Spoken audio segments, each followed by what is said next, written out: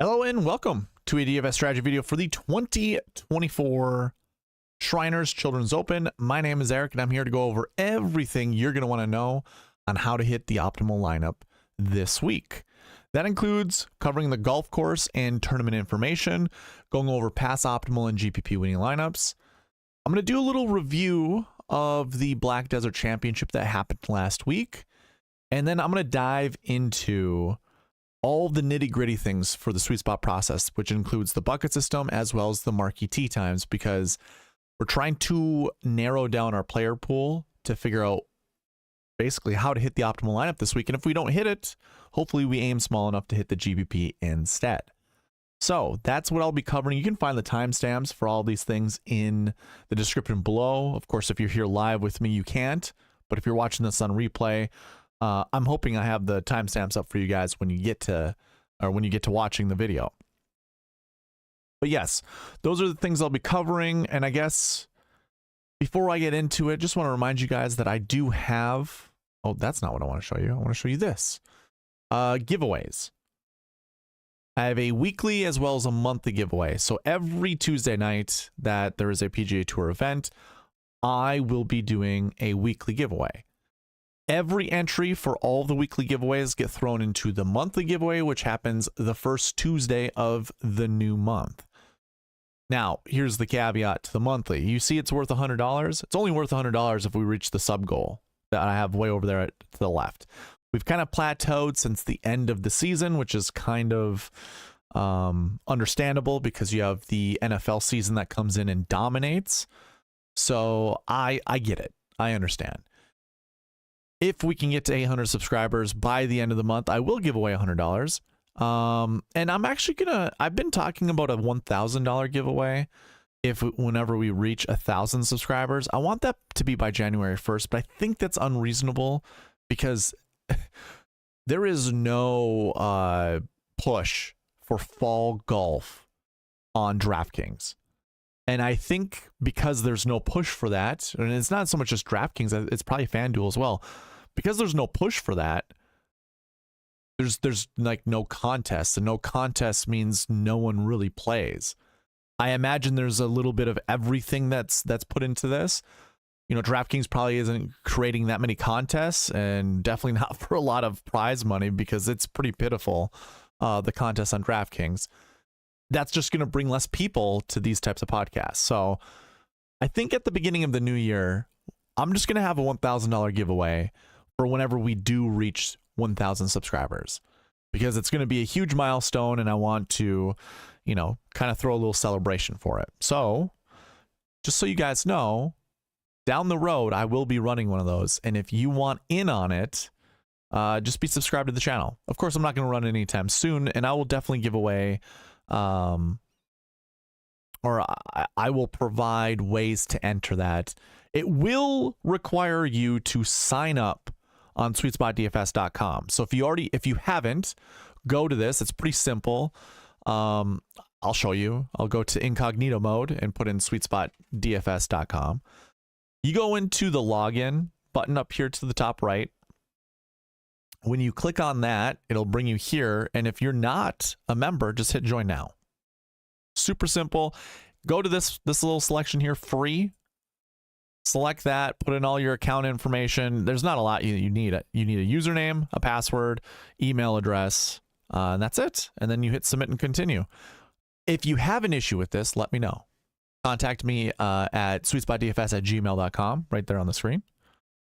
And we'll figure it out. I can create an account for you guys, and then you can go log in and change your password. So it's pretty simple. If you have any issues, just let me know.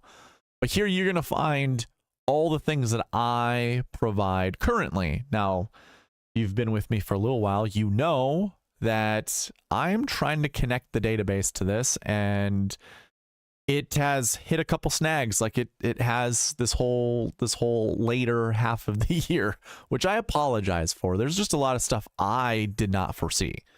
So I'm doing a little bit of over-promising and under-delivering. So that is on me. I will definitely make up for it, though, for sure. I'm not going to let my mishaps, you know, ruin your fantasy experience. So I will definitely figure out a way to make it up to you guys. But here you can find currently what I have available, the cheat sheet, which you can also find a link for in the description down below. You can request the optimizer here. I'm going to go ahead and pull that up. You can see videos of the channel, of the YouTube channel, articles that I have written, including what the bucket system is all about, as well as the combo buckets. I will have combo buckets for this week at the Shriners Children's Open because this is an event that has gone back since 2013, which is when I started collecting data. Or I should say I went as far back as 2013 to collect data. And I'll show you what that looks like right now too. But yes, you click the cheat sheet, you'll find the cheat sheet you can access through the website. If you don't like this view, that's totally fine. Just click here and it'll open you up to the actual cheat sheet. So anything that I covered tonight in this video, you can find on the cheat sheet. So the website's going to be able to provide you everything that you need to know. Again, if you want to access the optimizer, all you got to do is go into the Fantasy Tools, select Optimizer, and it'll bring you to this page and a pop-up will show up. All you got to do is write your email here, request now, and if you want to know what the optimizer looks like, it looks just like this. We will be using this to build lineups at the end of the video. So this is available to you as well. Again, go request it on SweetSpotDFS.com under the optimizer, or you can just email me at SweetSpotDFS@gmail.com saying that you're interested in the optimizer and I will send it to you. But yeah, we'll run lineups at the end of the video for each and every one of you that are interested in it. And then, like I said, combo buckets. So I didn't have anything for the Black Desert Championship. This still has the Sanderson Farms Championship up. And you can kind of see the results of, you know, kind of what it provided. I cover more of this in my members only YouTube videos Wednesday night. If you were unaware, I also go live Wednesday night just for members on the channel. If you want to be a member on this channel, you just got to click the little money symbol down there and just join the channel. Join the membership. Now it requires a white tier and above to check out those videos. So it's your $4.99 membership and above. Check that out. I'm still going to be researching after I do this video. I'm going to be researching tomorrow. I'm going to figure out what is going to work best for me when building lineups. And if you want that insight, obviously be a member and check out the video tomorrow night. But I will go live tomorrow and I will be looking at the combo buckets for the Shriners Children's Open. So this is my way of kind of like in the short term providing something of value on this website for you guys to check out. And I do have a members only. You do have to be a paying member to see this information. I'll just show you what it looks like just so you can see. It just has the combo buckets for the other price tags, the 10K, the 9K, the 8K, and the 6K combos. Again, if you have no idea what this is, you can go to the Fantasy Tools and you can check out the articles. I have written an article for the combo buckets. You can read all about this if you are so interested in doing so. What's going on, Gabe? Nice to see you. Yeah, I explain it through text so you can read about it. But anyways, that is the website. If you don't have an account on the website, go and do so. The $1,000 giveaway that I will be running will require you to be signed up. And that might actually just be the only thing that you have to do. I might not require anything else. So go check it out. But yeah, giveaways. Let's do the giveaways. That was the whole the spiel that got us onto this. Normally I think in the future I'm gonna always leave this till the end, like all the channel updates and the website updates, but here we are. So I had 9 entries this last week. 9. And it makes sense. It was the Black Desert Championship. It was a new event. These are all the people that participated in the live chat and then also those that commented after it went live. So this would be technically the replay that gets posted on YouTube. So just 9 entries. These 9 entries will also be thrown into the monthly giveaway that I will do the first Tuesday of November. drum roll for our winner, or drum roll into our winner. AJ Love, congratulations, man. You had 2 entries. You were here during the live video, and then you also commented on the replay. So appreciate you, AJ. $5 is yours. I think we're banking them because I do plan to do a merch drop before Black Friday. So be on the lookout for that too, by the way. I'm just showing you that it's not rigged. Congratulations. I think I need to copy these over to the monthly. Yep. There we go. In the monthly.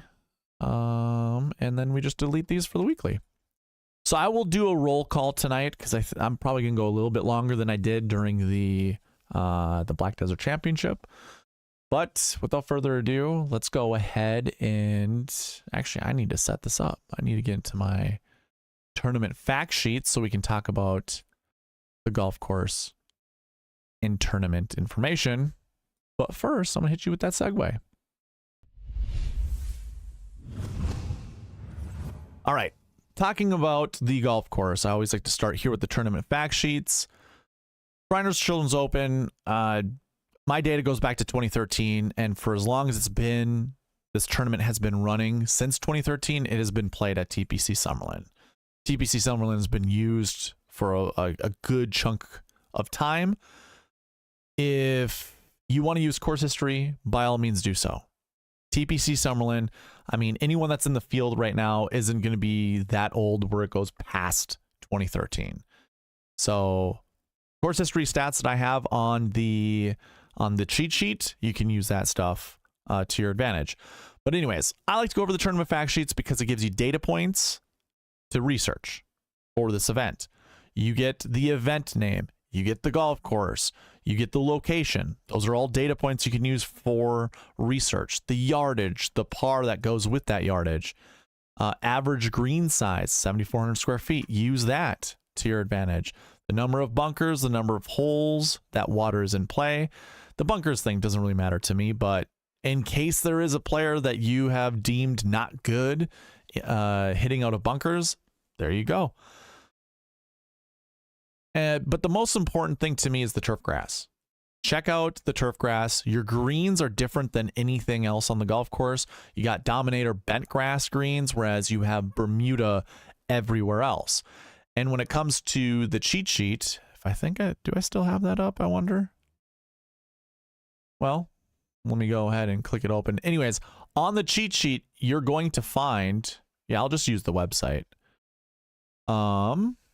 Actually, maybe the screen is too small. I'm just going to scroll over this way and then scroll up. I need to change the headers, but you've got the golf course. All right, I'm going to change it right now because that bothers me. Your first grass is going to be bent grass. It's not Bermuda as it shows. It is bent grass, and then that second grass, it's not NA, it is Bermuda. So if you're wondering what this all entails, this course fit section of the cheat sheet, it's just the 3 stat categories of bent events, overall bent, and top 10 percentage. That all relates to career-long average finishes on those grass surfaces, just so you're aware. If you didn't know that, now you do. So basically, I go back to 2013, and I'm taking a look at how good a golfer's bent grass average finishing position is, what their top 10 rate is, which means how frequently do they finish inside the top 10 on a bent grass golf course. And then last year bent is just looking at the last 365 days and checking out what their average finishing position is. You can see last week's winner, Matt McCarty, has a 1 as his average finishing position over the last year, but career-wise, he actually had missed a cut and then also finished first. So he has that middle 43. And that's why he's got 50% top 10 rate. Now, he only has 2 events on PGA Tour events where there are bent grass greens or bent grass golf or just anything bent grass related. When it comes to Bermuda events, I do not have the Sanderson Farms Championship loaded into this data. So maybe that's why we're missing one event from Matt McCarty, but it's just one event. I don't think it really matters that much. And honestly, he's not going to get a bump or even a reduction having one event on here. And the same thing applies for a lot of these guys. For that one event's not really going to matter much. Their averages aren't going to change since 2013 if they're kind of an older veteran or if they've been on tour for a while. And really their last year Bermuda average finishing position is not really going to change either. But either way, you can find out how well these golfers do according to my data, just checking out the cheat sheet. And again, like I said, I use bent grass and Bermuda grass in my research. It also goes into the SweetSpot score, which determines, which is going to determine which golfers we pick at the end of the night when we build lineups with the optimizer. So just letting you know. And then we have additional notes here as well that I'll let you guys go check out. Again, you can find the tournament fact sheets at the gcsaa.org. And just scroll down to the bottom, you'll find the tournament fact sheets there. Talking about let's talk about the golf course since I'm up here already. TPC Summerlin, I map out almost every golf course and try to figure out which shot shape matters more so than another. And it looks like it kind of favors those that draw the golf ball. Just based off of what I see with off the tee and approach. Actually, no. It's just one shot. Just one. I should have looked at the summary box down here. One off the tee draw. The rest is a mixture of just anything and draws and fades. It's all the same. So, and if we look at like past results, Tom Kim is a back-to-back champion and he is in the field this week. So he has a chance to three-peat. Which is, I mean, that's kind of cool. He actually might too, by the way. I have a really good feeling he's going to play well this week. So, and he fades the golf ball. He fades the golf ball. Hadwin fades the golf ball, but Eric Cole draws the golf ball. Norn fades it. Poston fades it. Pendrith fades it. So it's like fade heavy at the top of the 2024 leaderboard. Again, Tom Kim fades the golf ball, but Cantlay draws it. Couldn't tell you what Neesmith does. Hoagie fades it. I think Mito at this time was fading the golf ball. I can tell you right now, Sungjae fades it. Jason Day draws it. So it's going to always be a mixture. You don't honestly, you don't have to spend that much time trying to figure out what shot shape matters. Again, if you've been here in previous podcasts, I do. Let me do this really quick. I do record their shot shapes. This is just my own eye when I watch these golfers and I listen to the broadcast talk about what shot shape a golfer prefers. If you don't know who I am, I've spent a long time in the golf industry, coaching golf, teaching golf, working at a golf course. I can figure out what shot shapes golfers are comfortable with, what they're not comfortable with, and what they prefer. This is a bit incomplete. I understand that, but this is also available to you on the cheat sheet. Again, don't spend too much time. I like to talk about it in case you guys are interested in it. When it comes to the tournament, I guess let's actually stay here in the results page. -20 was your winning score last year. The year before was -24. -24 the year before that. -23, -23, -21. This is a scoring fest. And last year they broke it wasn't last year, was it?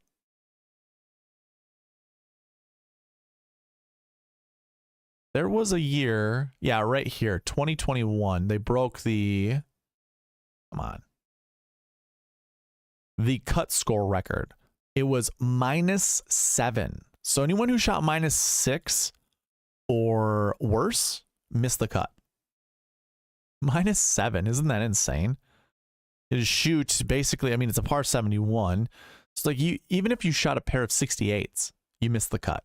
And that's crazy. So anticipate the scores being low.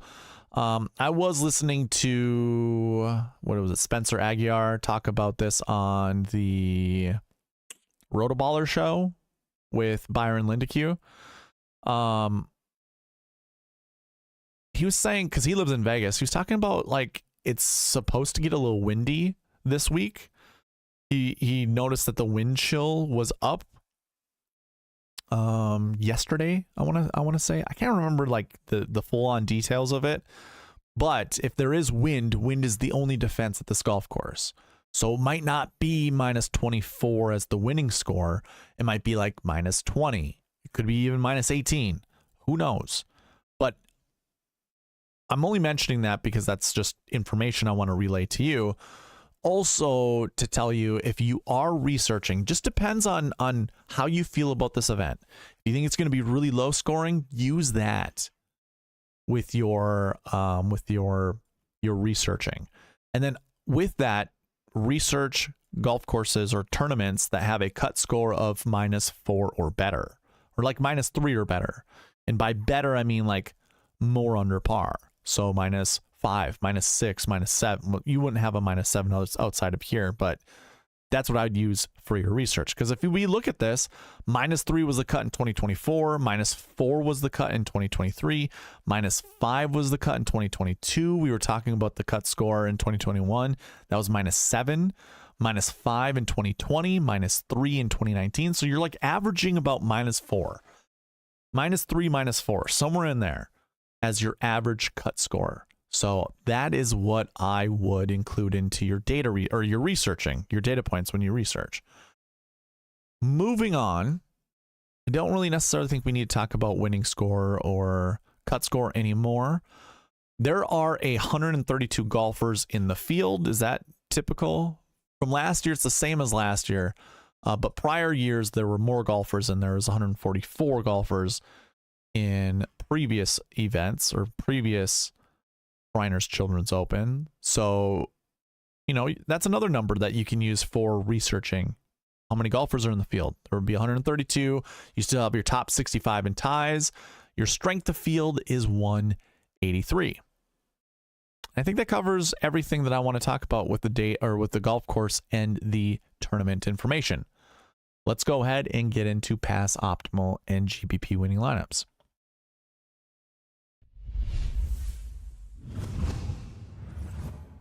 This is presented to you by the Fantasy Golf Pod. I don't think Chad's doing fall series events, which is a little disappointing. It'd be fun to watch another podcast, but he's probably busy. It is the fall.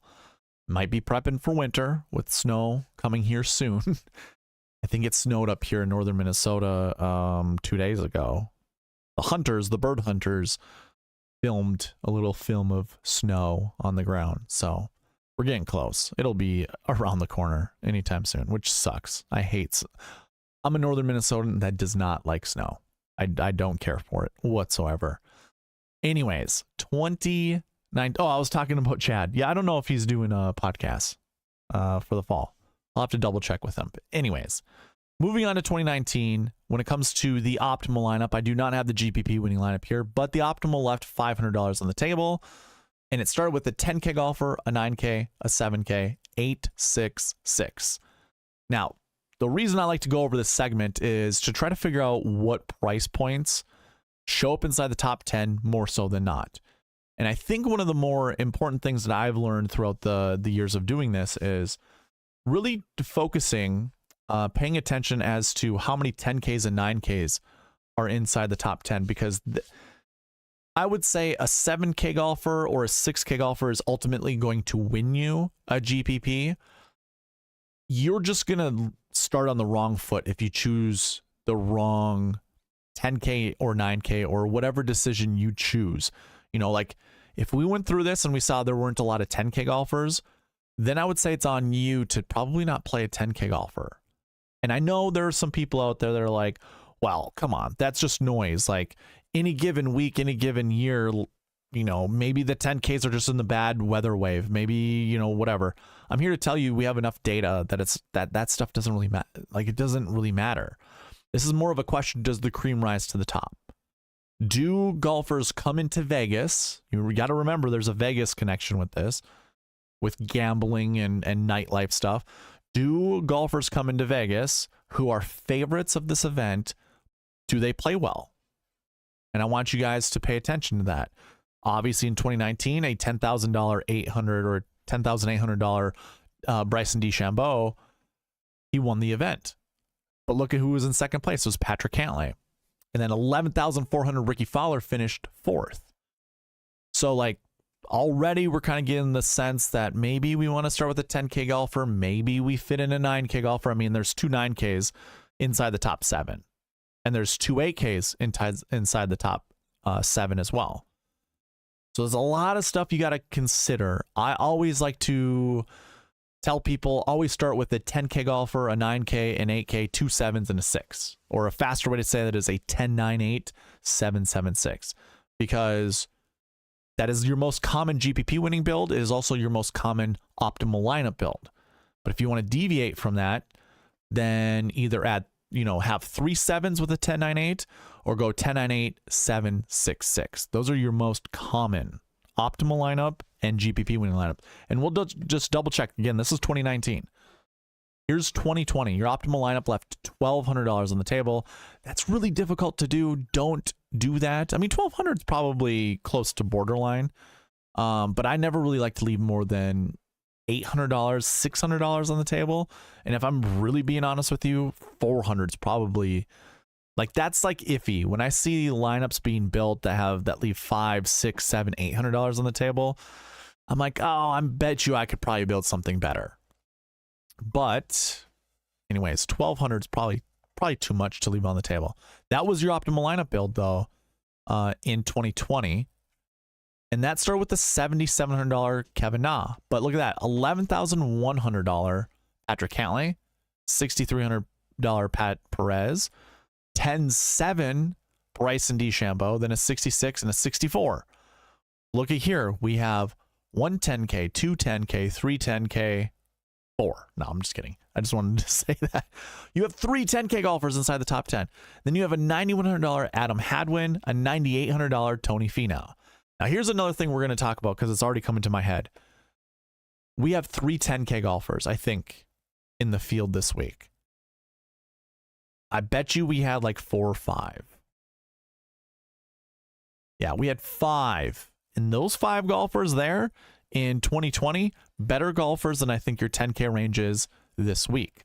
So there's another thing that we add with this that I'll get to in case you're already jumping in your shoes going, this isn't a 1-for-1 comparison. You can't compare 2020 to this year. I would agree with you. But it's still worth noting, the cream does rise to the top.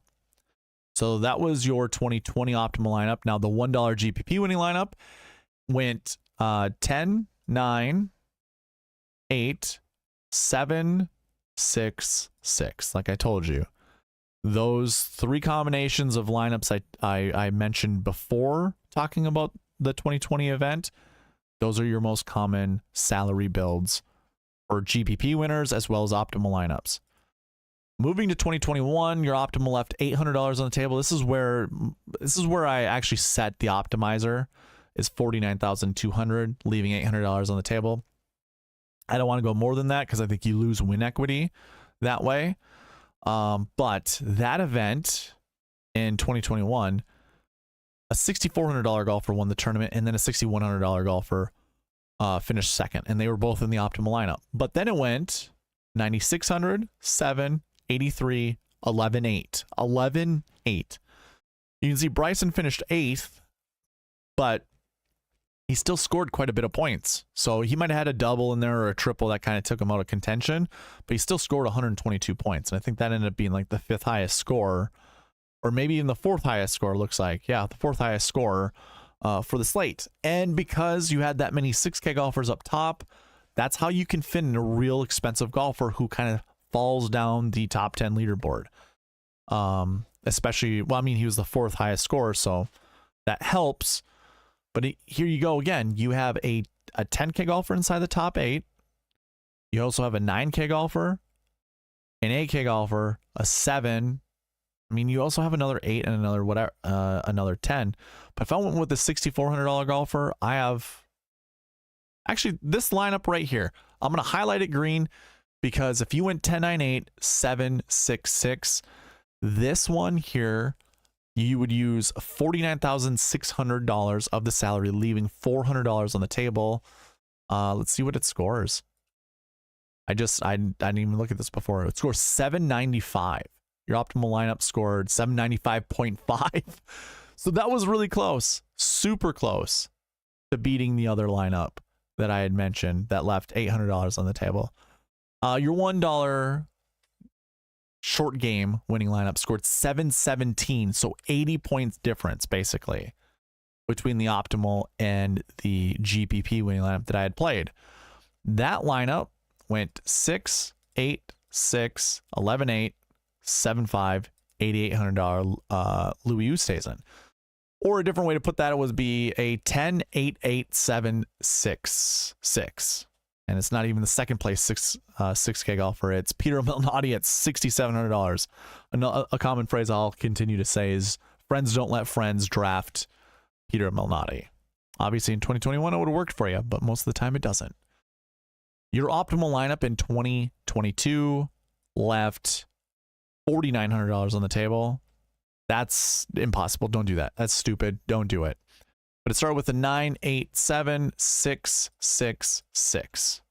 That's how you leave $4,900 on the table.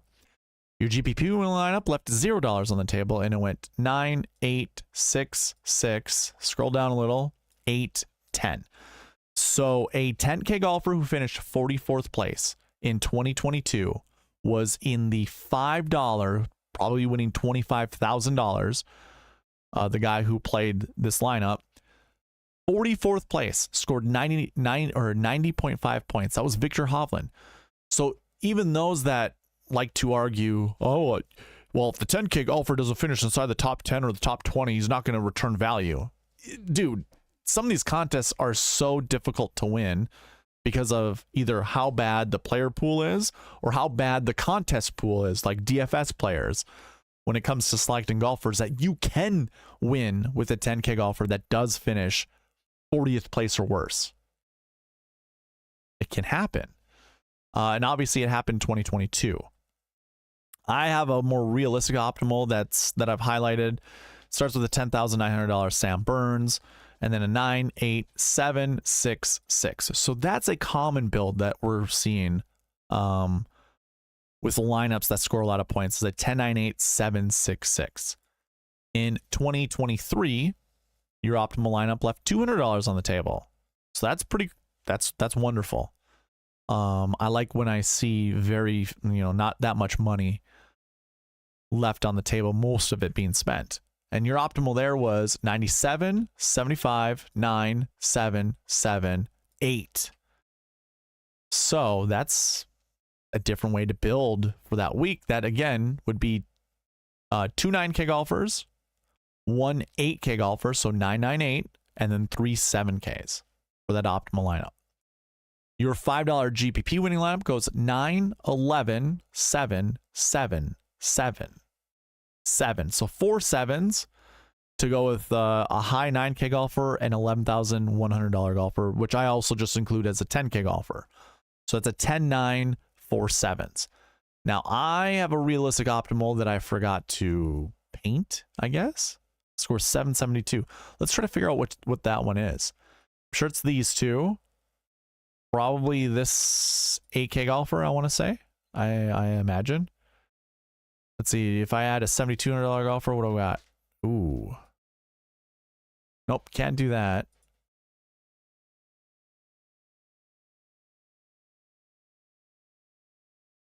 That's close, but that's not really what we're looking for.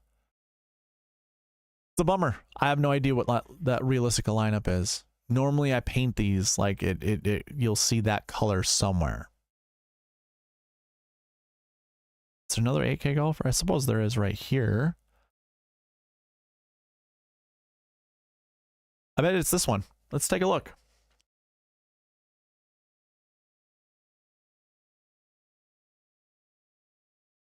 Does it match the same points?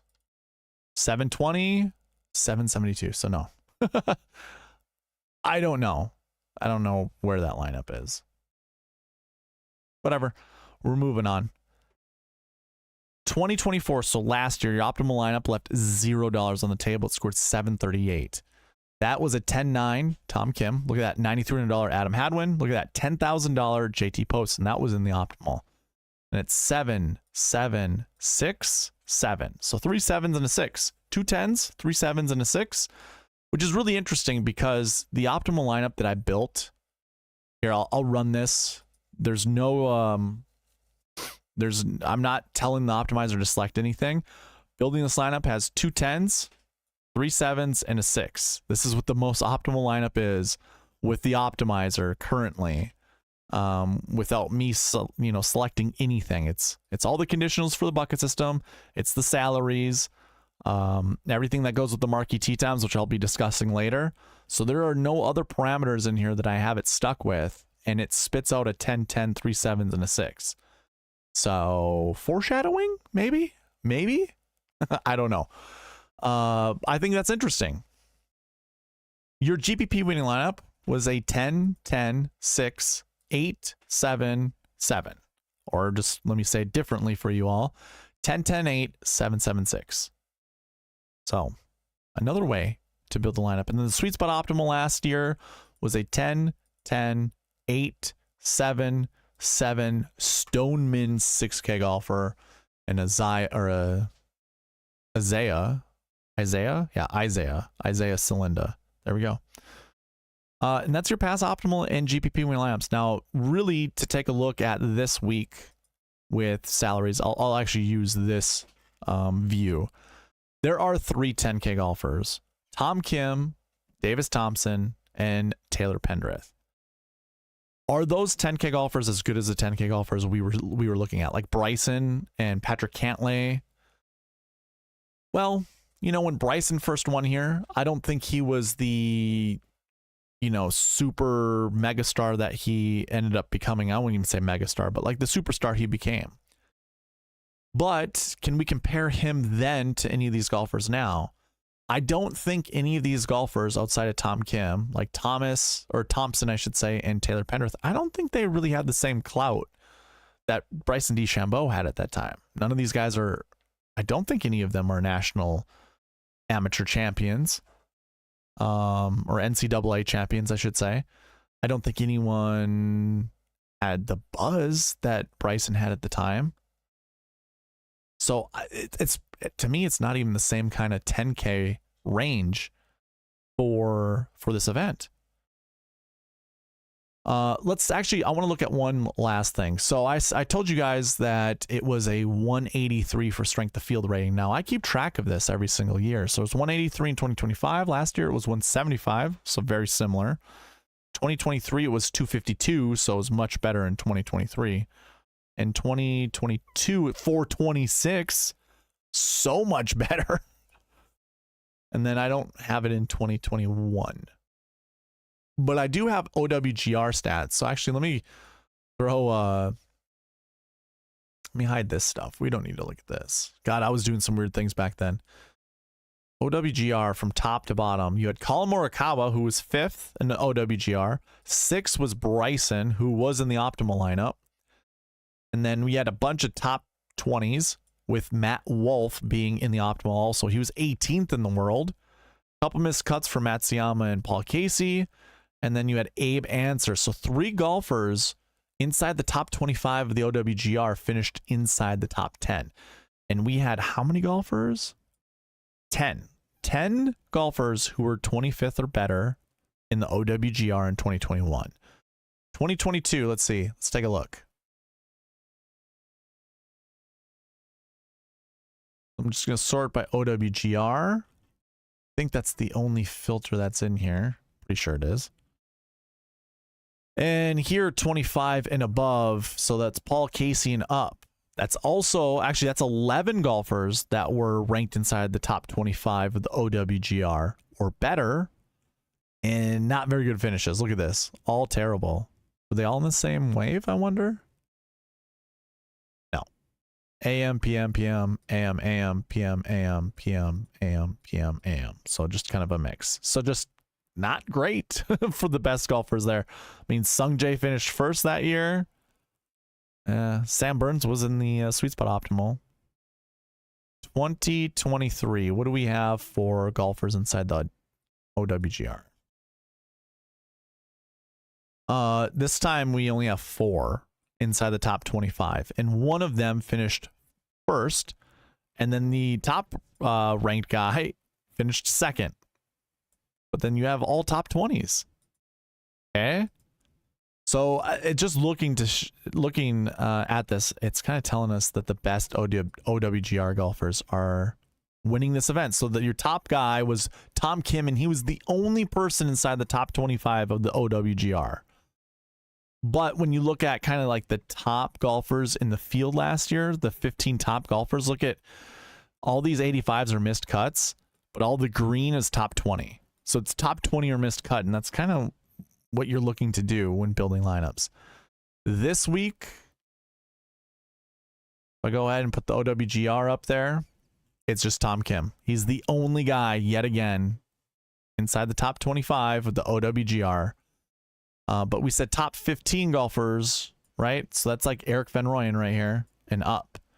So Kim, Thompson, Davis, Cam Davis, Steven Yeager, Taylor Pendrith, Matt McCarty, believe it or not. Wow, he climbed up. That's cool. 47th in the world. Adam Hadwin, Eric Cole, Nick Taylor, Austin Eckroat, Tom Hoagie, JT Poston, Harris English, Ben Griffin, and Erik van Rooyen. If you want to anchor around 2 or 3 of these guys, I think that's all. That's fine and dandy. Your cheapest guys, just throwing that out there, is EVR, Harris English, or the Harry-ish as I like to call him. $7,600 Eckroat, $7,100 Nick Taylor. Those are your cheap guys. And every one of those is like 10Ks and 9Ks. So, interesting stuff. And I will mention one thing before going on to the next segment. Look at how many 9K golfers we have. We have 8, which is, I guess that's on the high end of the 9K golfers. But if you look at the 8K golfers, that's 7. That's on the low end. You normally see about 10 8K golfers, and you see around 7 to 8 9K golfers. Well, let's just pretend maybe Steven Yeager is a 10K golfer. Now we have our typical 4 10K golfers. I mean, he's $9,900. He's pretty darn close to being a 10K golfer. But just wanted to point that out, that I still think we kind of try to pair our lineups with any of these guys here up at the top, especially those that I already mentioned in the top 25 of the OWGR. I think that's probably the best thing to do. All right. That was your Pass Optimal and GPP winning lineups.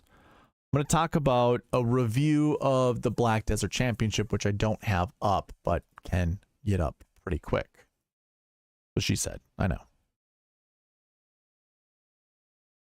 So when it comes to, I have 1 year, obviously, of data. Looks kind of weird when you look at this. This is the Black Desert Championship leaderboard. Matt McCarty won.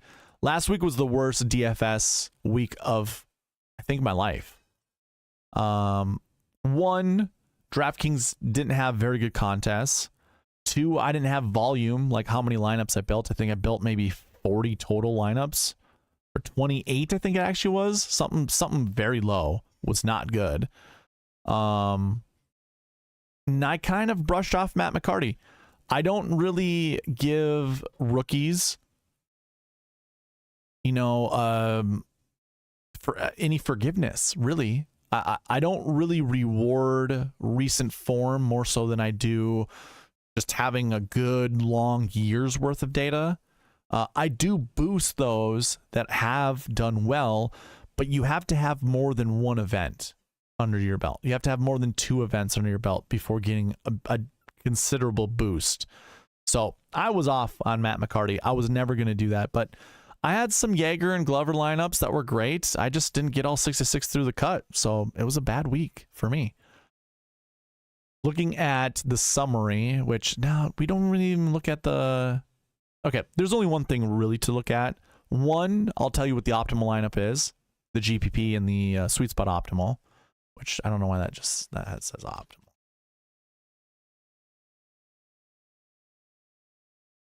Your optimal lineup was 2 9K golfers, or were 2 9K golfers, an 8K, 7K, a 7K, and a 6. And that was $47,800. That scored 760.5 points.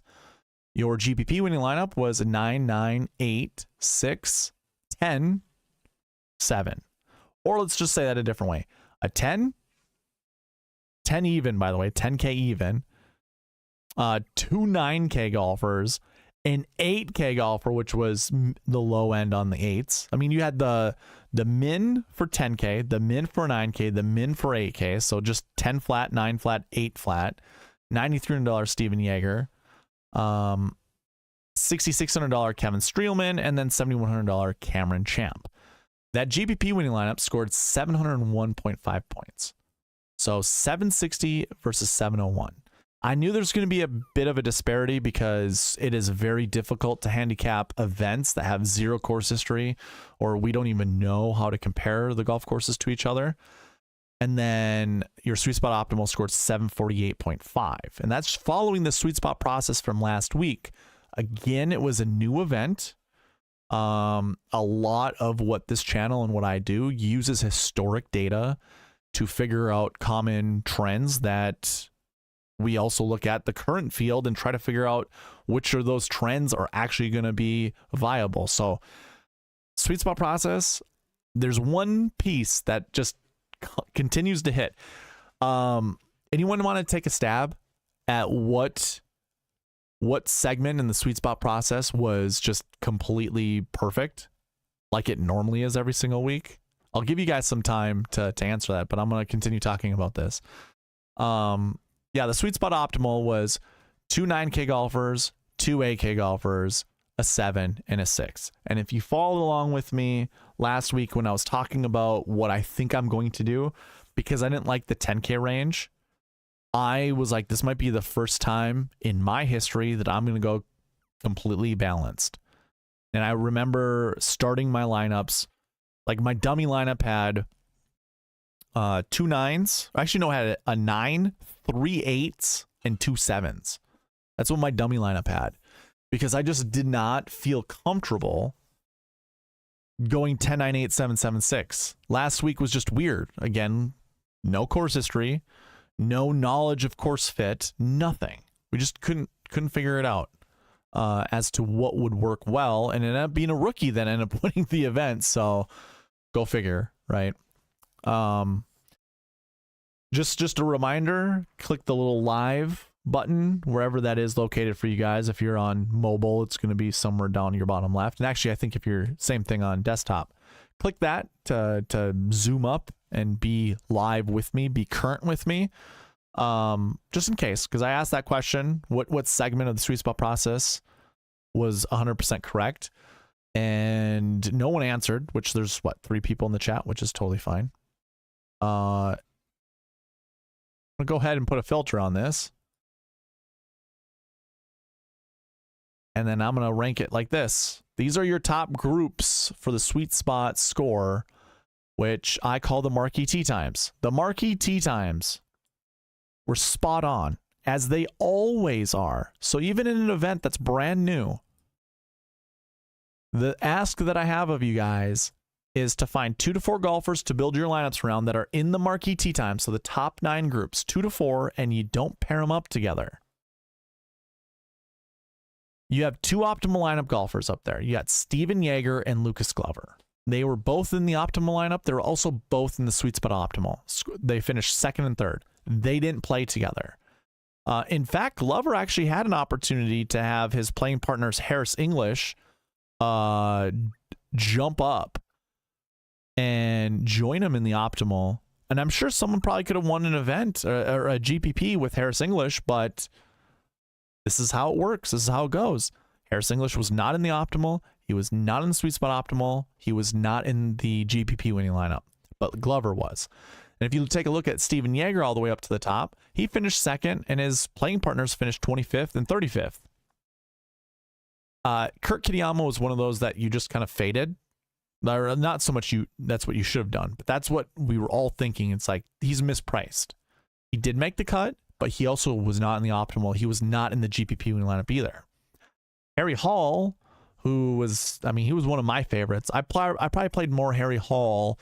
That got me off of Steven Yeager because I follow my own Sweet Spot brand, my own Sweet Spot process. I played more Harry Hall than I did Steven Yeager.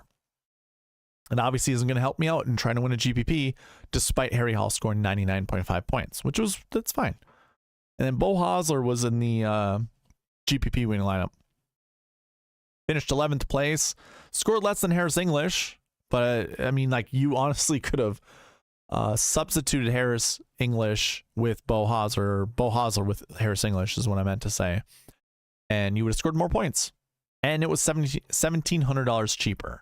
But this just goes to show when it comes to GPP winning lineups, there's so much flexibility. Like there's such a gap between the optimal and the sweet spot, or the GPP winning lineup, that we could easily find that. We can fit in there somehow. We just have to hit. Obviously, this is going to be a no-brainer for almost everyone. We just got to hit the right guys. But we can start here with the Marquee Tee Times, which again just continues to hit. I love the Marquee Tee Times. So when I was putting this together, I was like, okay, I don't have anything else to really compare it to, or nothing in the sweet spot process I can really compare it to. There's not a bucket system. There's nothing of that. What did the Marquee Tee Times do? And then boom, of course. As soon as I sorted it out, I'm like, yeah, I should have known. I should have known that this always hits. So that's cool. That's really cool. All right, I'm going to exit that view. And that was your review of the Black Desert Championship. At least from my lens. The next thing to do is to get into the bucket system for the Shriners. So let's go ahead and hit you with that transition.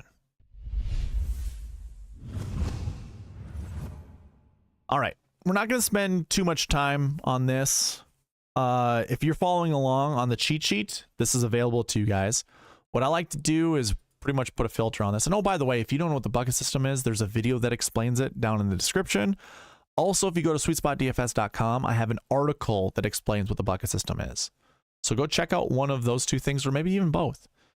But what I like to do is kind of go here to the max projection. Again, you can, if you're following along on the cheat sheet, giving you instructions here, go to the max projection, go filter by condition greater than or equal to 2. And then I'm also going to go over to this column, which is also available to you guys. This is miscellaneous information. This includes the sweet spot score, the sweet spot rankings into the projection, whereas this does not. This is just historical data that would provide these projections, as well as how many golfers are in the field this week for those buckets. But here, I'm going to also put that same conditional on, greater than or equal to 2. And technically, these would be your anchor buckets. This is what I call anchor buckets, where you want to choose at least one golfer from each of these buckets. And again, if you don't know what these are, again, I have a video where you can learn about it. I also have an article, but basically it's telling you these are buckets that you want to choose one golfer, at least one golfer from. Now, to narrow it down for the video, I like to grab buckets that have, you know, a limited amount of golfers in them. So you can see I have, for bucket totals, this year there are 19 in last year 1, 58 in last year 6. We won't be looking at that.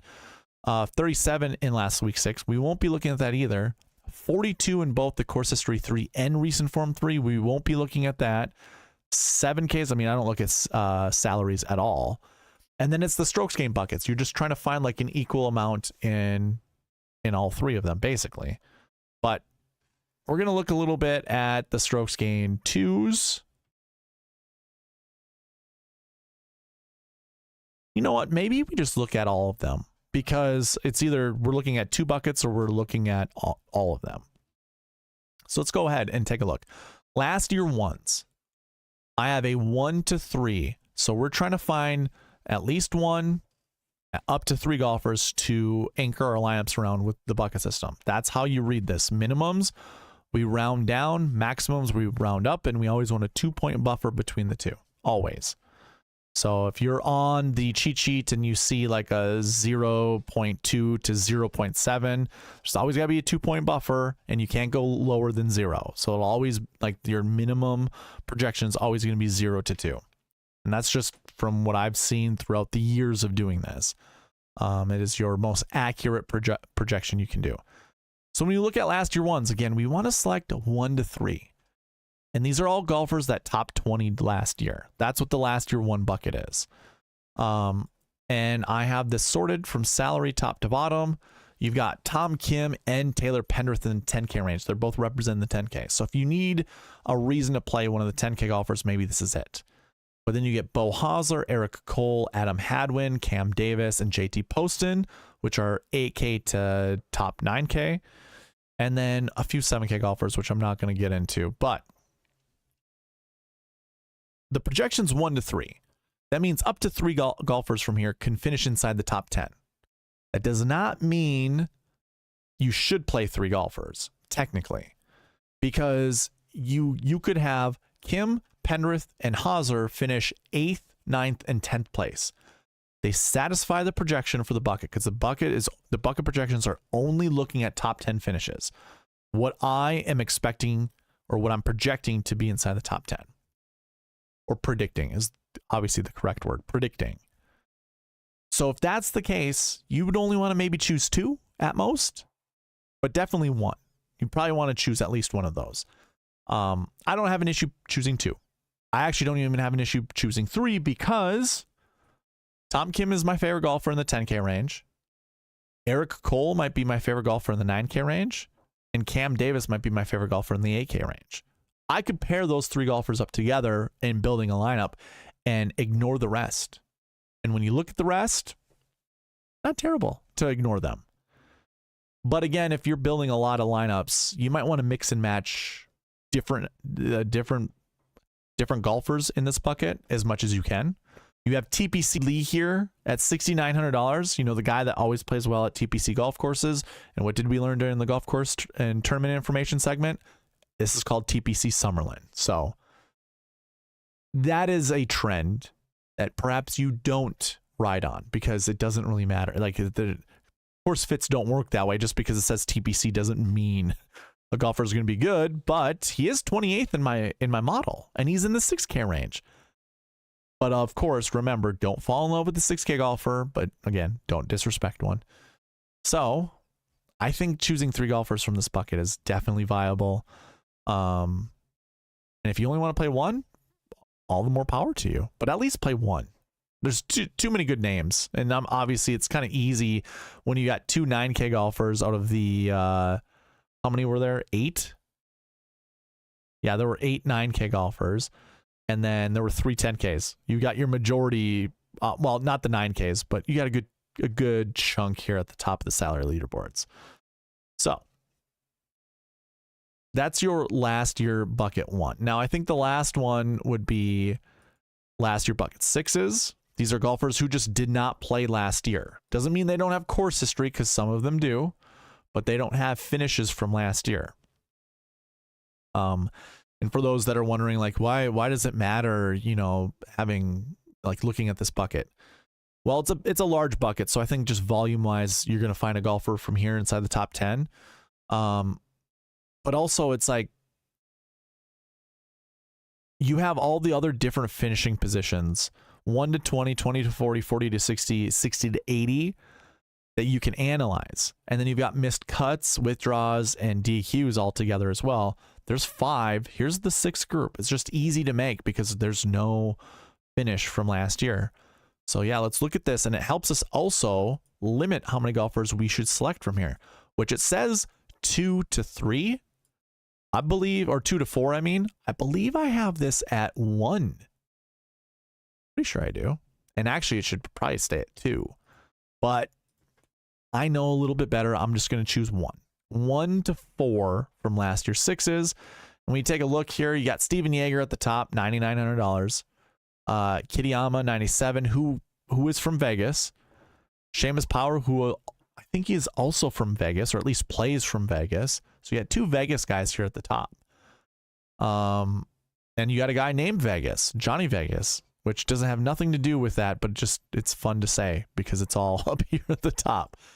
You got a good selection of 8Ks and 9Ks. So selecting 1 or 2 or maybe even 3 golfers from here also would make sense. So however you want to do it, there's really good names for in this bucket. So this projection 2 to 4, I could see, or 1 to 4, I could see somewhere between 2.5 to 4. I know 2.5 isn't a real number. It's not a round number. But I can't figure out if I want it to be 2 or 3 to 4. I think that's a good bucket to choose from. Last week's sixes. Again, I'm not going to go through this one I'm not going to take a lot of time in this one. These are golfers who didn't play last week, which will include golfers who haven't played all year. If I scroll over here to the right, we can take a look at this. We can find out who has not played this calendar year the fall series events. So Tom Kim did play in the President's Cup. So he has played recently, but I don't include that in my recent form. Match play is too difficult to do that kind of stuff. So I don't include it, but he has played. Davis Thompson has not. This whole fall series event or fall series of events has not. You also have Adam Hadwin and Cam Davis. Now, someone was mentioning on one of the podcasts that, Adam Hadwin last year, I think, what was he? He finished second last year? Yeah, he finished second last year, and he did the same thing last year. So if I show that to you guys, sure enough, right here, you see there were no finishes. He didn't even make it to the Tour Championship. So within the last 7 weeks prior to playing this event last year, he has no finishes whatsoever. So keep that in mind. It is worth noting. But yeah, I'm not going to spend too much time. I just wanted to show you some of the golfers that have not played, and sometimes you don't have to worry about them not playing last week or within the last 7 weeks, because it could turn out to be just fine. But you've got some names here. You've got some good names. Eckroat, Putnam, Kevin Yu, who just won 2 weeks, or he won the Sanderson Farms Championship. We also have Ricky Fowler here. Brendan Todd, who is at the top of some people's models. I actually do like Brendan Todd at this event. Matt Kuchar, I think, is in play. Taylor Moore. That guy, when it comes to events like this, used to be in the 8K, 9K range. Now he's down here at $7,300. Not saying that's not where he deserves, or not saying he doesn't deserve to be there, but just throwing that out there. There's talent right here. This could be a deadly 7K range. And then obviously we have Tom Kim, who was in our last year 1 bucket. I like him. Some of these other things. So they actually combine. You can combine them to some extent. Moving on. Course History 3 and Recent Form 3. Here's what I'm going to do with these buckets. It's a 2 to 4 bucket, I believe. I'm sorry. Course History 3 is 1 to 3. And then Recent Form is 1 to 4. So 1 to 3, 1 to 4. So let's start with Course History 3. I already forgot. Is this the one? Yeah, this is the 1 to 3. You've got Jaeger, Hoagie, Power, Cole. I already said I like Cole. Poston, Vegas, and then a good chunk of 7K golfers. So maybe this is where you find your last week's sixes, like Putnam, Fowler, Todd. Obviously, I like Todd. Those seem to be pretty good. Even like a Gary Woodland would be okay. Matt Kuchar. Yeah, so you could, mix and match there. You got your last week's sixes as well as your Course History 3s, or you can just choose to go a different route. Doesn't really matter. So yeah, don't mind those golfers. And then Recent Form 3s. This was your 1 to 4 projected bucket. And it starts with Eric Cole, and then it jumps into a bunch of 7K golfers. So the fact this is a 1 to 4 leads me to believe we probably just want to play 1, 2, or 3, probably not 4 golfers. And I would actually err on 1 or 2 golfers. Patrick Fishburne, I think, is a great bounce back. But again, now we have Matt Kuchar there, Brendan Todd. These are names that I've already mentioned. Andrew Putnam. I've talked about EV. I like EVR this week. So, and I think EVR was in the, he was in the optimal lineup that was built at the beginning. Same too was Taylor Moore. So throwing that out there. And then we're not talking about the salaries. I don't care. Hey, if you want to know, 1 to 4 7K golfers is what the optimizer, what the SweetSpot process is projecting to be inside the top 10. So that last one we were talking about. Strokes gained 2, 3, and 4. Okay, so it's the same projection, basically 1 to 3.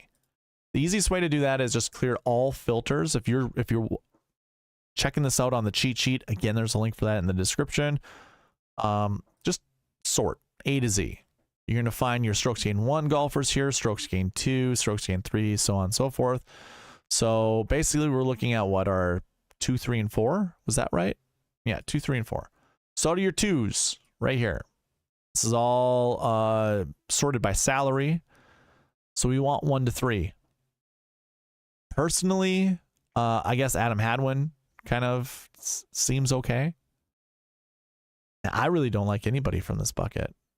Maybe this is your time to get back to Beau Hosler, or Adam Hadwin might just be the darling everybody gets right this week. Don't sleep on the Harry Ish. Don't sleep on Matty Schmid. Oh, I like EVR the most, actually. Now I think of it. Yeah, I like EVR the most.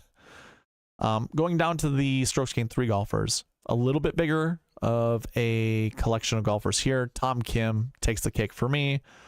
I know Seamus Power is one of those that other people are talking about. I have no issue there. This is a 1 to 3, and I think that's just fine. 1 to 3. We're right here, 1 to 3. And then let's scroll down to the strokes gain 4. By the way, there's some other good golfers in here to consider, like Ben Coles, Daniel Berger, Doug Yim is from Vegas. I'm pretty sure. Pretty sure he is. So there's some names that you can go here. Bud Cauley, Shank, Carson Young. I like a lot of those. So this is actually, besides Tom Kim, is just going to be a bucket that I randomly select golfers from.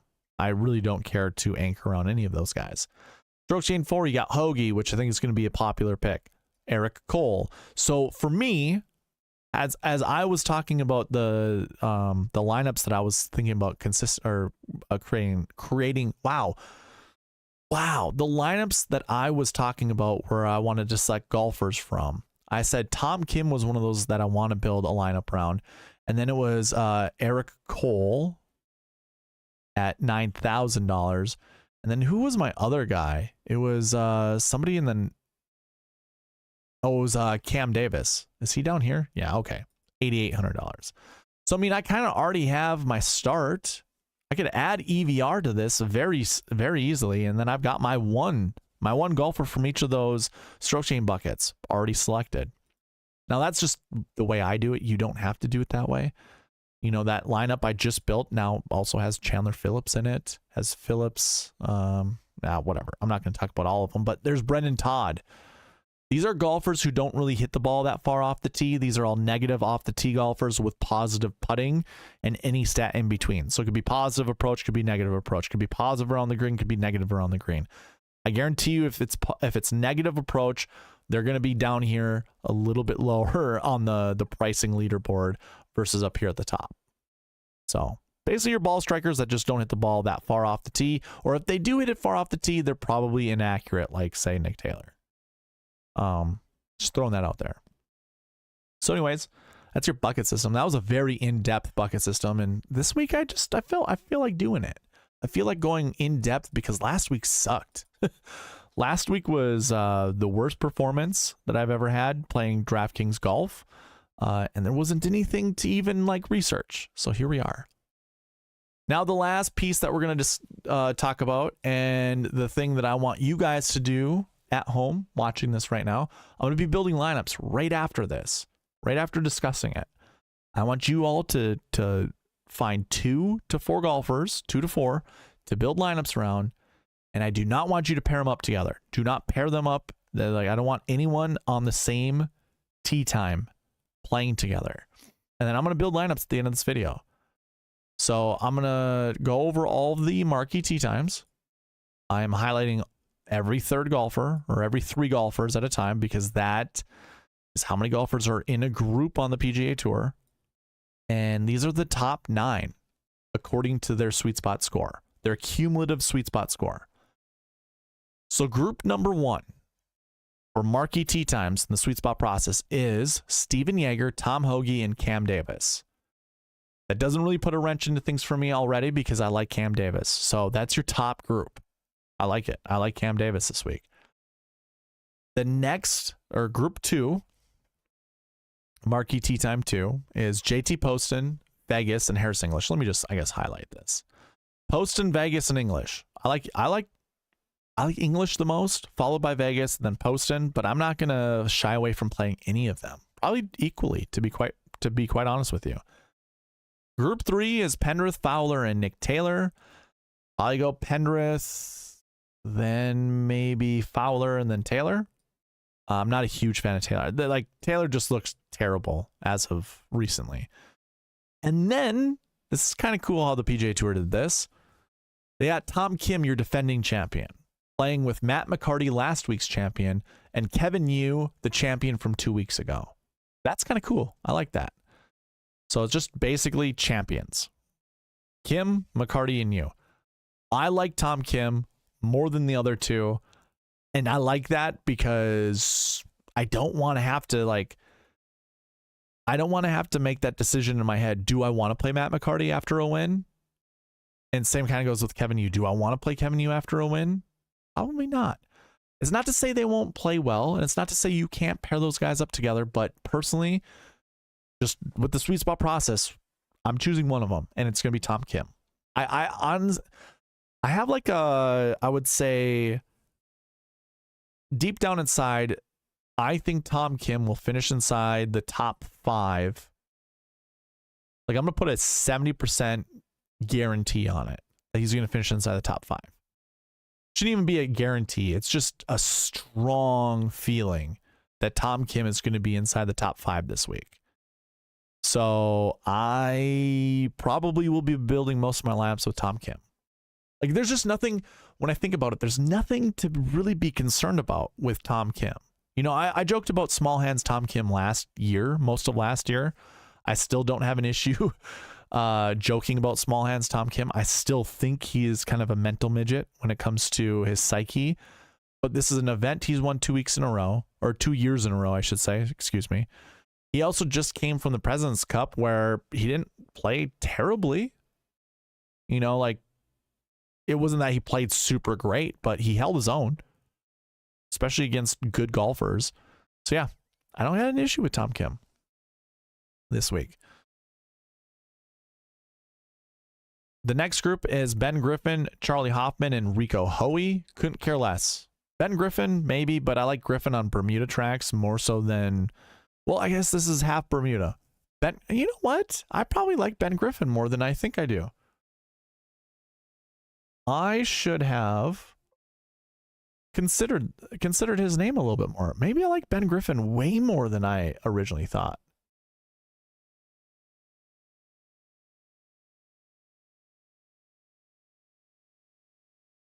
Rico Hoey is fine. I really don't care. But like Charlie Hoffman, I'll play in one lineup out of 100. I do not want Charlie Hoffman on my team. I just don't care. Don't care.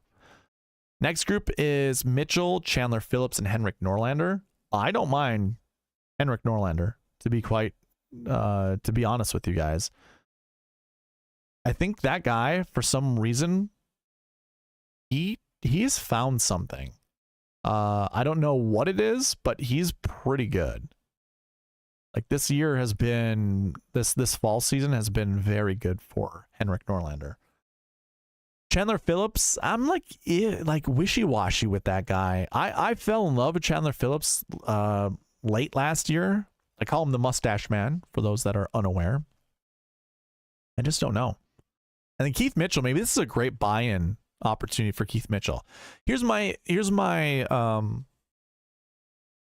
my feelings with Keith Mitchell. The guy's a money dude, right? He's an investor. I think after, I can't remember when it was. It was like when they were in New York, one of the events in New York. Either after his round or before his round, he went to the New York Stock Exchange, had an agreement with someone. Like, not like it wasn't like an agreement, nothing super serious. It's just, there was an event that he participated in where he like cut a bow or ribbon or something. I don't know if it was a new company that he was endorsing or whatever it was. But he's definitely into finances, definitely into money. Is this a week that Keith Mitchell comes to and just blows his wad? You know, like, does he just come here, the uptight Keith Mitchell, does he just come here and just get super loose? He's got one of the worst course histories. Like, if I go ahead and throw up course history right here, and I go down to Keith Mitchell, and we take a look, he's got a 60th place finish in 2023, miscut the year before that, miscut the year before that, miscut the year before that, and a miscut 2 years prior to that. That's how he has such this terrible course history. So I ask you guys again, does he just go to this event to be in Vegas to blow his wad? Like blow all of his money, essentially. I don't know. Maybe. Maybe. The next group after that, I like considerably more than that group. It is EVR, Pat Kazire, and Ches Reavie. I don't really care for Ches Reavie. I like Ches Reavie for some reason is just getting a ton of respect when it comes to these events. Like, I don't know. Let me word that differently. It just seems like he's better than the middle of the pack.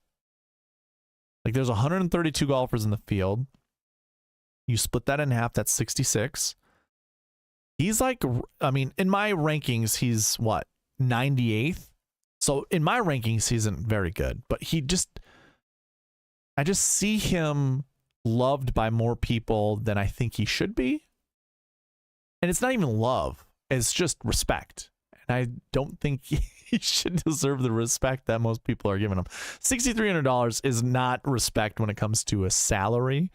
But anyways, EVR is the choice there for me. And then Patton isn't terrible, but his Patton's putting stroke is just god-awful. It's working for him at the moment, but it's terrible.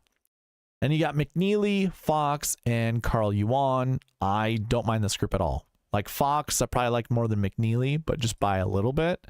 And the group after that is Davis Thompson, Kurt Kitayama, and Trey Mullinax, which is a very interesting group. Trey Mullinax is the one that really tanks this one because Kurt Kitayama is 15th in my model. Davis Thompson's 3rd in my model. But the reason this group isn't a better group on paper is because of Trey Mullinax's ranking of 113th. It's the only reason that this group isn't higher up in the Marquee Tee Times. But those are all your Marquee Tee Times. So of all of these groups, now I'm gonna actually we're gonna do a roll call before we build lineups. My roll call question to you, if you answer this, you get 1 entry into the giveaway. My question to you is, who's your favorite golfer this week? Who are you definitely playing? If you could only build one lineup, which one golfer is automatically going to be in your lineup? This will be roll call number 1 for the Shriners Children's Open.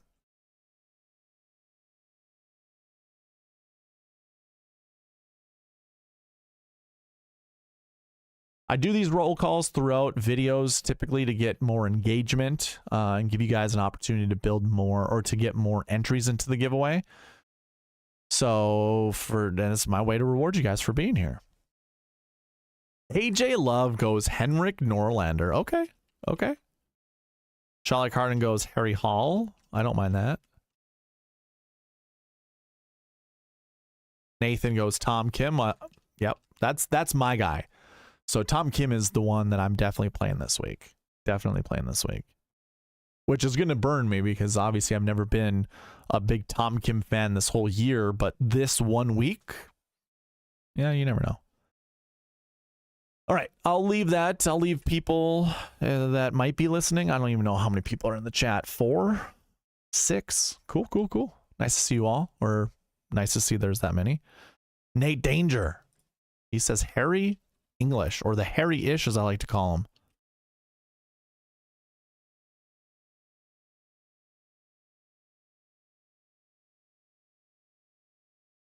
I guess technically roll call is 2 words, right? All right. Whoever else comes in the chat, if you mention your favorite golfer this week, I will add that. Joanne, nice to see you.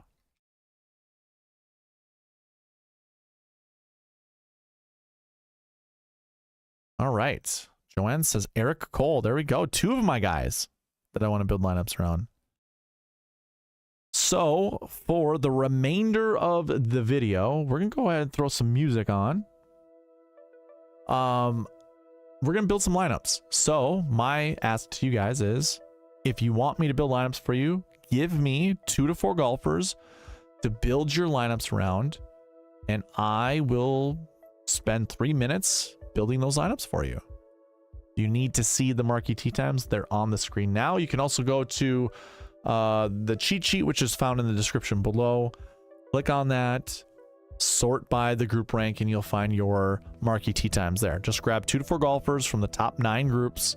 Don't pick ones that are playing together, and I will build lineups for you. I'll give you guys some time. You can chill out, listen to some music.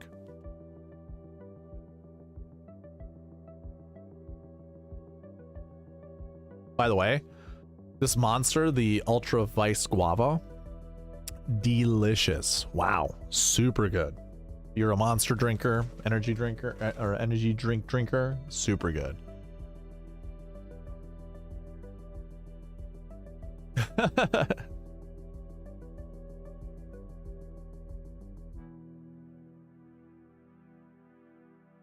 In case I win next week, I am aka Tom Kim. Small hands. You're gonna be small hands, Tom Kim.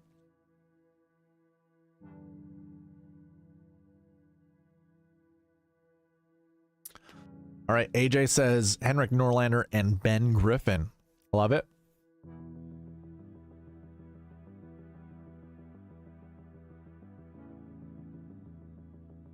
Let me go ahead and maybe throw a timestamp on this.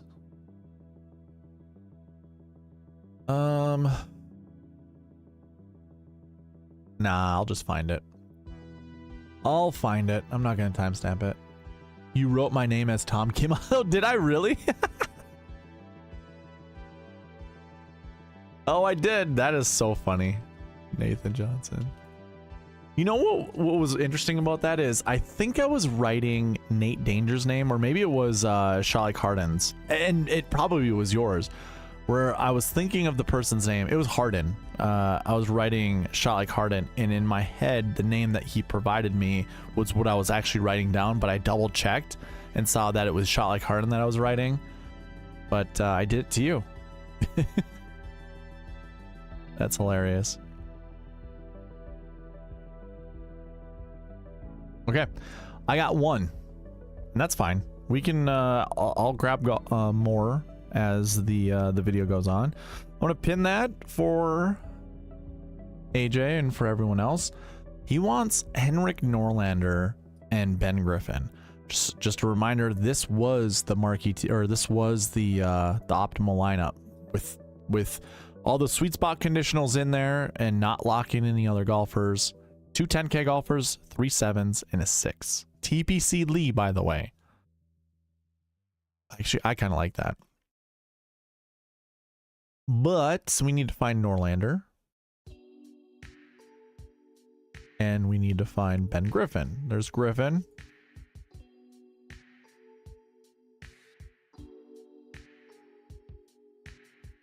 And there's Henrik. Okay. 7K flat. Let me actually save the ownership over here.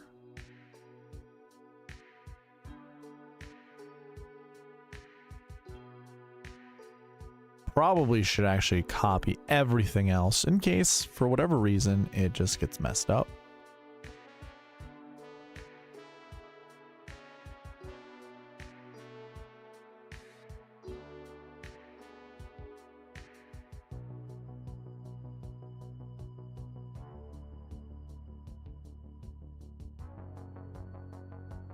Alrighty. Let's go ahead and run some lineups. Oh yeah, 100%. I don't want anyone getting cheated. Nathan wants Kim in Pendrith. Okay. Tom Kim and ooh, 2 10Ks. Love it. You know what? We're gonna put a timer on the screen.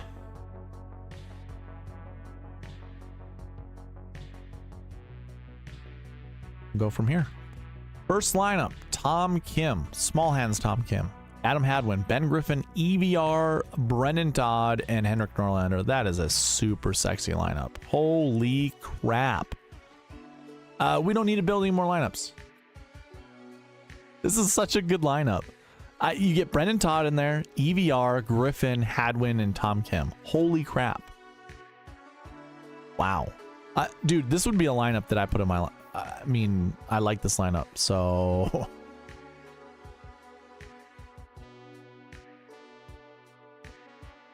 We're just going to paint it red. Red's my favorite color. That means it's going to be a favorite lineup of mine. Where do we go from here? Norlander's the low guy. Who do you want kicked out? Who do you want me to boot? AJ. I spent a minute just admiring your lineup, but that's fine because this is the best you're going to get. Probably not, but it's a really good lineup. Who do you want booted?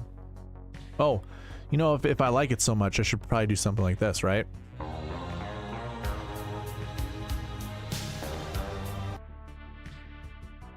Maybe a little, Brendan Todd? Are you kidding me? You want Brendan Todd kicked out of your lineup? That's insane.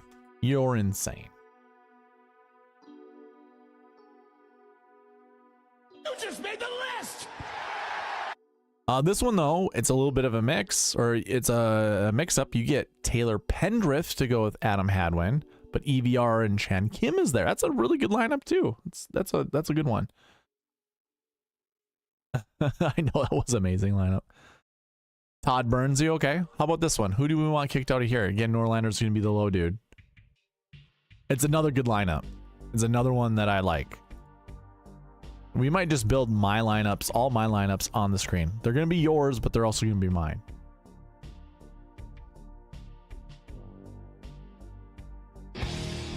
Time to play the game. You know that I'm the cream of the crop.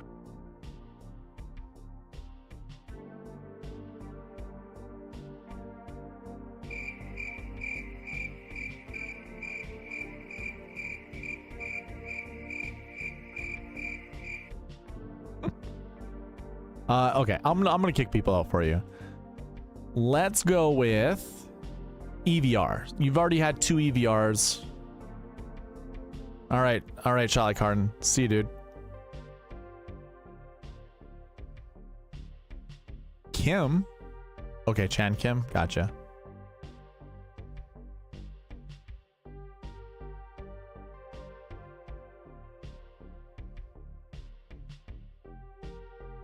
And we replace that by putting in Tom Kim and Taylor Moore. Another great lineup. Okay. Just do a couple Hall TPC lineups. I'll watch later. Yeah, you got it, man. I'll do that for you. I'm going to kick out Taylor Moore in this one.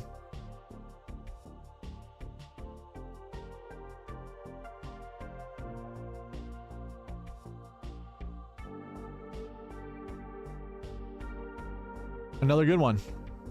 Kim, Hadwin, Griffin, EVR, Silverman, Norlander. That one's great. I'm gonna kick out EVR this time. Although I think this is, you know, we talk about bounce backs. EVR didn't have a really good week last week. I think it's a good bounce back for him this week. So we kick EVR out. We get Tom Kim and Eric Cole, which I love. Ben Griffin, Ricky Fowler, Emiliano Grillo, and Henrik Norlander, which no issues there, but I'm gonna kick out Grillo. And I think this will probably be the last lineup before, well, I mean, we got all the time in the world. No one's really coming in here being like, hey, build more lineups for me, or build lineups for me. Let's see here. 2 10Ks. We get Tom Kim, Pendrith, and then Griffin, Fishburne, Norlander, and Davis Riley. I don't really care to go back to Davis Riley, but it's a good mix-up. I don't mind it. And when I mean, here, I'll build this one, then we'll move on. David Skins isn't someone I really am going to try to get to, but it's Tom Kim, Pendrith, Griffin, Norlander, KH Lee, and David Skins. That's not terrible. $6,600 David Skins. I think that's where he belongs. So, pretty good. That one's pretty good. Or as, see if I can get to Larry David. There we go. Pretty good. It's pretty good. Actually, you know what? Let me build you 10 lineups. Let's just make it an even 10. I'm gonna kick out Skins though.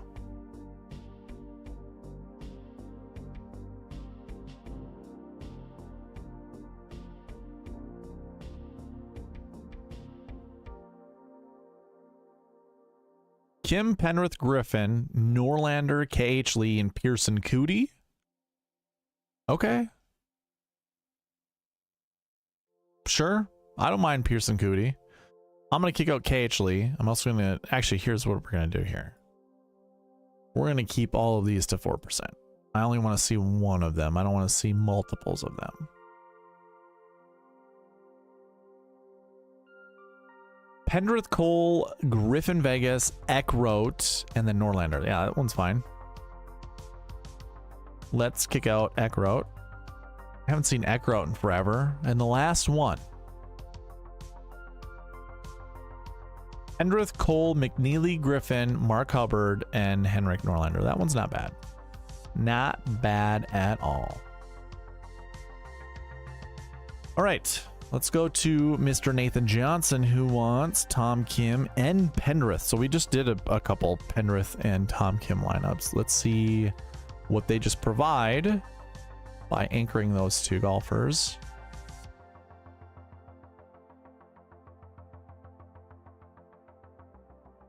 Tommy Boy Kim, or Small Hands Tom Kim, as he's known as in other circles. Let me go ahead and throw the timer back up. Although we went way over it, then that's fine. But I'm going to just put it on there. Kind of to do timestamps. It's just easier to do it this way. Okay. So, Pendrith and Tom Kim. I'll build you 10 lineups as well. We get Kim, Pendrith, Van Rooyen, Eckroat, Chandler Phillips, and then Luke List. Luke List. Feels like I gotta do this. You just made the list!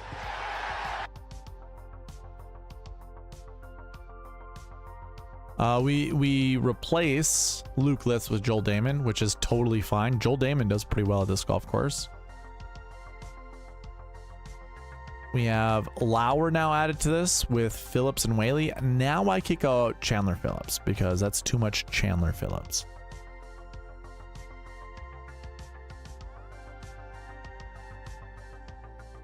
Kim, Pendrith, Van Rooyen, Grillo, Taylor Moore, and Lonto Griffin. Hey, I don't mind that lineup at all. I think I don't want to see that much Grillo. Primarily because I don't think he's a good fit for this golf course. We get Kim, Pendrith, Todd, Pat Kazire, Charlie Hoffman, and Mark Hubbard. I'm going to bring back Hubbard and I'm going to kick out Hoffman. If you like that lineup, perfect. And I'm not shaming you for liking it if you do. I just don't. So I'm kicking it out. I'm not going to touch Charlie Hoffman this week. He's too old. He's got a bad back. Like, there's so many things that go against him. I'm also not saving this one. Kim, Pendrith, Todd, Kazire, Taylor Moore, and Mark Hubbard.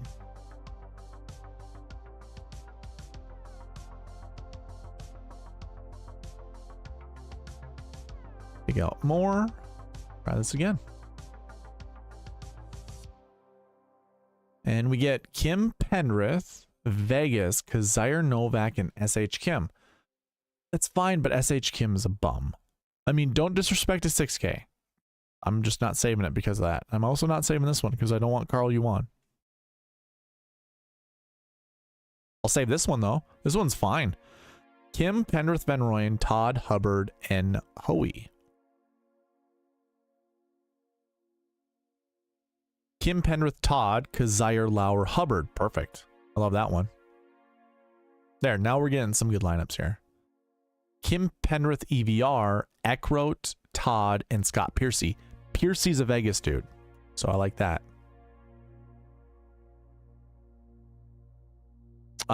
Taylor Montgomery. what a great event to consider playing him in. They're in Vegas, gambling city of the world. This is a gamble to play Taylor Montgomery, but this is such an all-star team outside of Taylor Montgomery that I don't mind it. I'm gonna roll with it, man. We're gonna see how the cards are dealt to us with that. Kim, Pendrith, Griffin, Kazire, Novak, and Toasty. Yeah, sign me up, dude. Yeah, this is where it's at. These are the good lineups right here. Yeah, this is perfect. Ryan Moore is a Vegas dude. So you get Kim, Pendrith, EVR, Todd, Gim, and Ryan Moore. That's a really good lineup, Nathan. That last one. Not saying like this is a perfect course for Ryan Moore, but dude, it's not bad. Let me go through this and highlight like the ones I really like.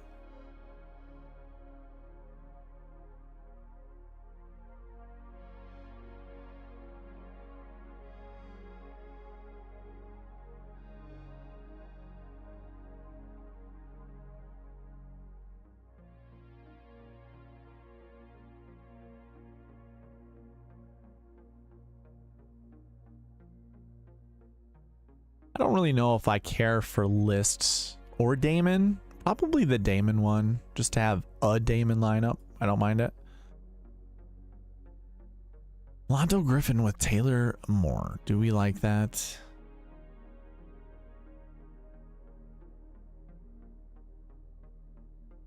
Sure. I do like Lonto Griffin this week. Probably like this one a bit. And probably like this one a bit. So I'd say the two down here are my favorites. And then there are definitely ones that I like. The ones in green are the ones I like. All right. So we're going to move on to Shalik Harden. Said a couple Hall TPC lineups. So we're going to go ahead and do that. Nathan, if you're there, hopefully those were some good lineups for you. I thought they were fantastic. Let me go ahead and see. He said Harry Hall and who? TPC Lee.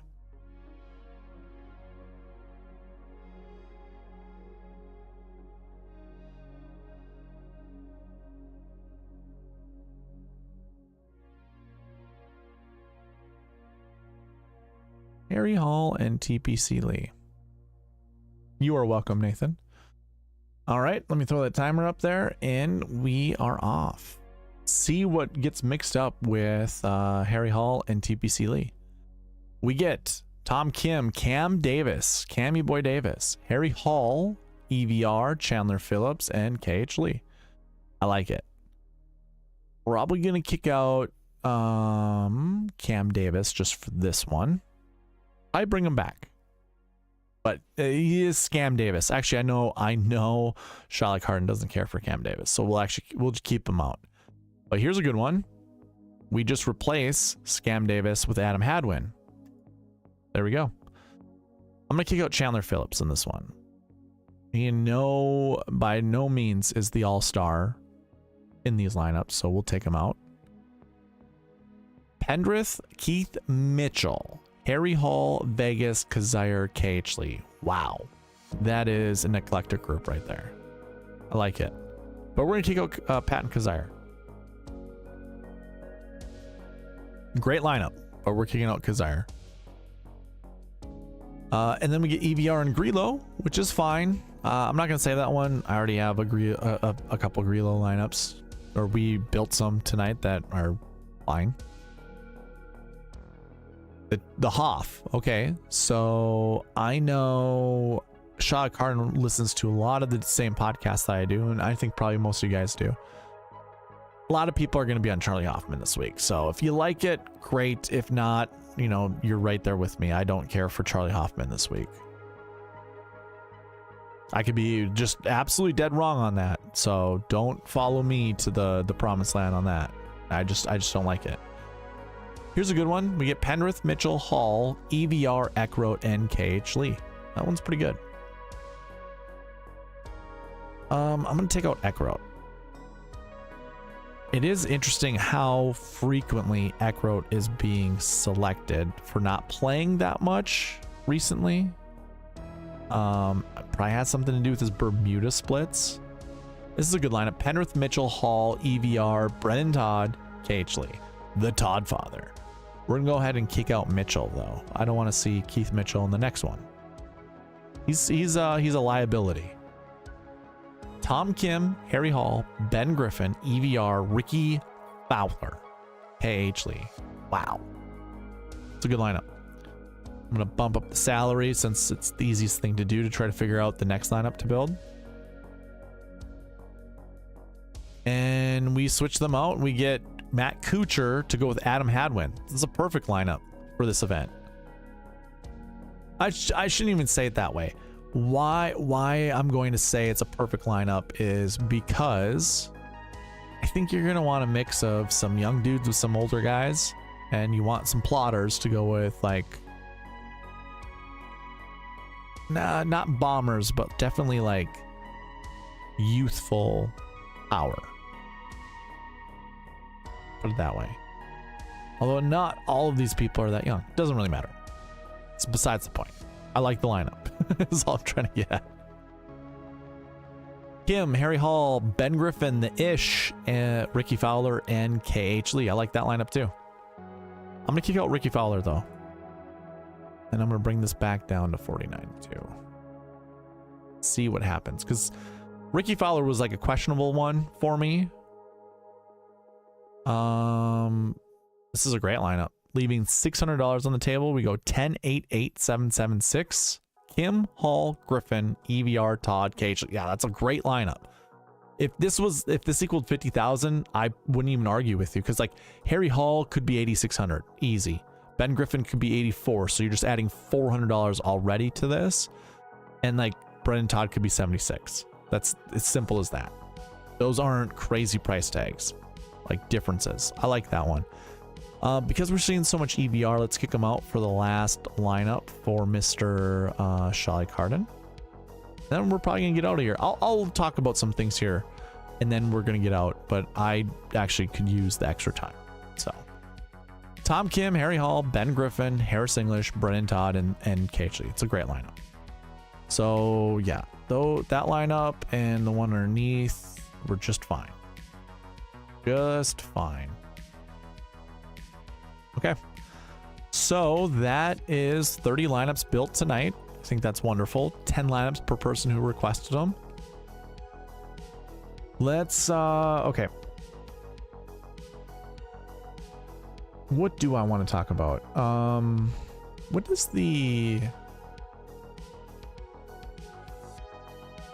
my timestamps were up. I forgot about that.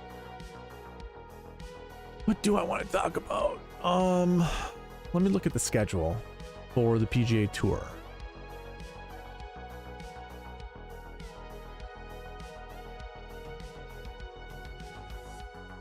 There a tournament next week? There is. Yeah. The Zozo's back in Japan, so we're definitely doing a podcast for that. Then there's a week off, and then it goes to the Worldwide Technology Championship. Okay. So here's what I want to provide here towards the end. These are like your channel updates and stuff like that.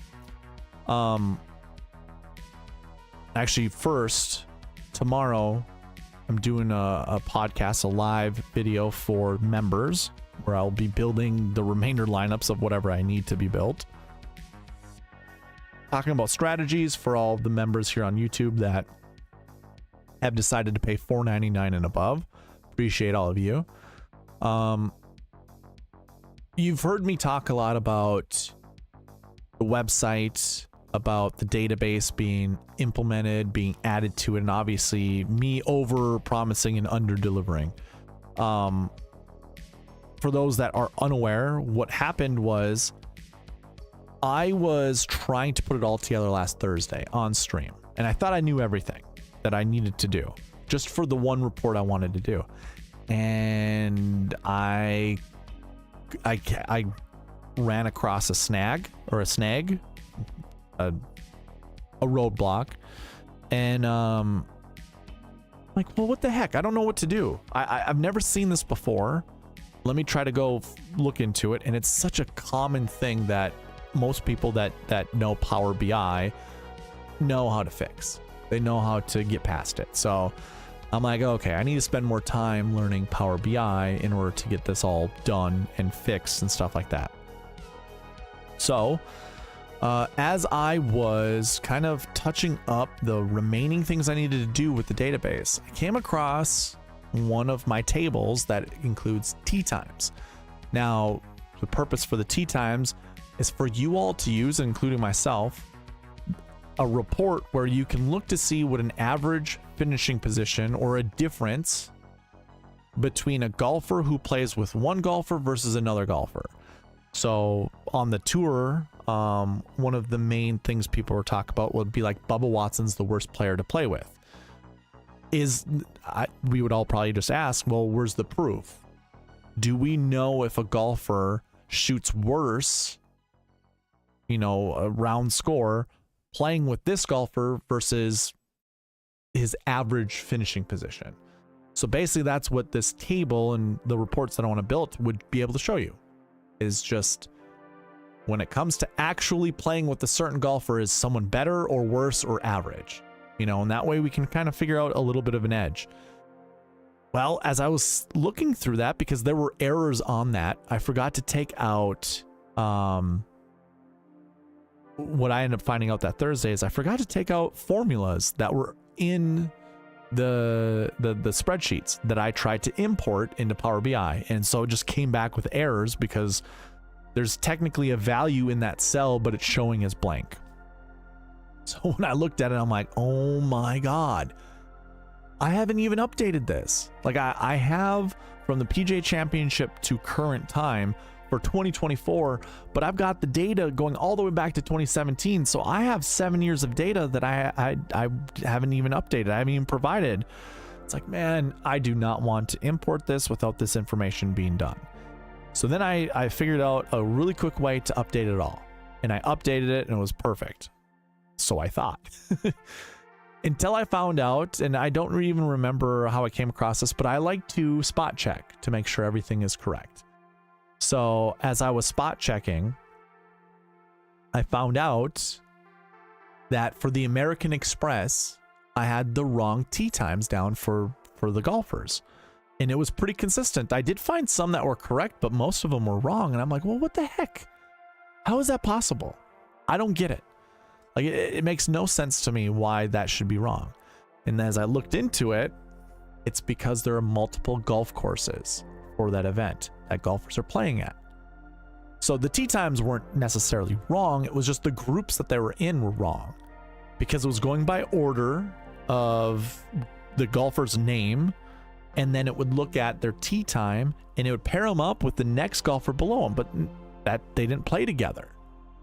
Like they were in the same, they had the same tee time on the same hole, but there was different golf courses. So I had to go through and manually update all that. Now I'm pretty close to being finished with it, but it, like I said, it takes manual effort to do it. There's no, I mean, I probably could have coded something to make that update faster, but now because I saw it with my naked eyes, I'm like, man, I'm going to keep my eyes on this. I don't want to do just an automatic update or build a update file that will fix this. I wanted to do it by myself. So almost done with it. And then from there, I will then import that into the website, build you the reports that I want to build, at least in the beginning, and then just go from there. Continuing building reports, using those reports and dashboards to then relay all the information via the podcast, via these videos. So that's kind of the little update that I have for you, because yeah, it's been frustrating. Like I feel I wouldn't so much say like shame, but it's like, man, I have promised this for so long and it's taken so long to do it. So it is my objective this week, for the rest of the week, to really just work on that until I get it finished. So it's kind of the updates. Just a reminder, you know, giveaways, you want a chance to win some money, just comment on this after it goes live. I'm not going to do another roll call. I usually like to do roll calls at each 1 hour mark. We're almost to the 2nd hour mark, but we'll just keep it to 1.